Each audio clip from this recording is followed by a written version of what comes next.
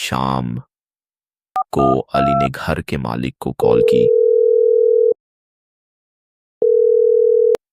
काफी पूछने के बाद मालिक ने एक बात बताई और वो सुनकर अली और समीर दोनों चुप हो गए।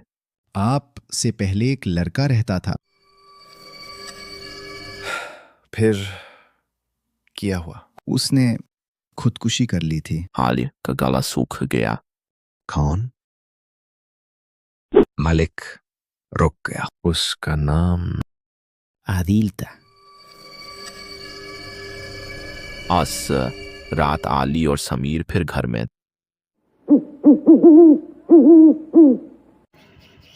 है, लेकिन अब दोनों के चेहरों पर हंसी नहीं थी।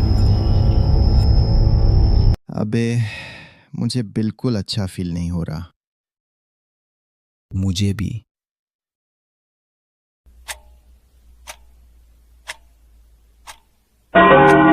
रात के 3 बजे फिर आवाज आई, लेकिन इस बार नाम अलग था।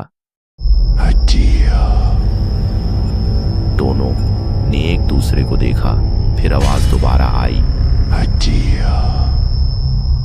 जैसे कोई किसी को ढूंढ रहा हो।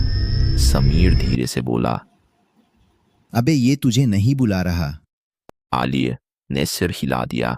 हाँ, आदिल को बुला रहा है। फिर कमरे के अंदर से एक और आवाज आई, इस बार बहुत हल्की, बहुत उदास। मैं यहाँ हूँ। दोनों के जिस्म सुन हो गए, क्योंकि ये आवाज उनमें से किसी की नहीं थी और कमरे में तीसरा कोई मौजूद नहीं था। उस रात के बाद असली दहाड़ शुरू हुआ। कभी बाथरूम का नल खुद खुल जाता, कभी रात को कड़मून की आवाज आती, कभी अलमारी का दरवाजा खुद खुल जाता और हर बार एक ही नाम सुनाई देता, आदिल। एक रात समीर ने गुस्से में चीख कर कहा, अबे तुझे क्या चाहिए? कमरे में खामोशी छा गई। फिर अंधेरे से आवाज आई, दरवाजा। दोनों जम गए। समीर ने पूछा, कौन सा दरवाजा? आवाज दोबारा आई। दरवाजा। उसके बाद सब खामोश हो गया। अगले दिन दोनों ने पूरे घर की तलाशी लेनी शुरू की।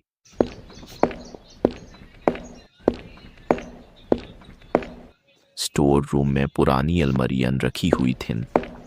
धूल, मकड़ी के जाले और अंधेरा। फिर समीर की नजर फर्श पर पड़ी। अबे इधर आ। अली दौड़ कर आया। फर्श पर एक पुराना लोहे का रिंग लगा हुआ था, जैसे नीचे कोई ट्रैप डोर हो। अबे ये पहले देखा था? नहीं।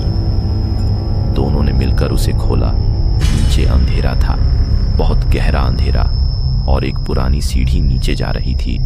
समीर ने टॉर्च ऑन की। अभी नीचे चलते हैं। अली ने हिचकिचते हुए कहा, पागल है। अब इतना सब हो गया, अब वापस नहीं जा सकते। दोनों धीरे धीरे नीचे उतरने लगे।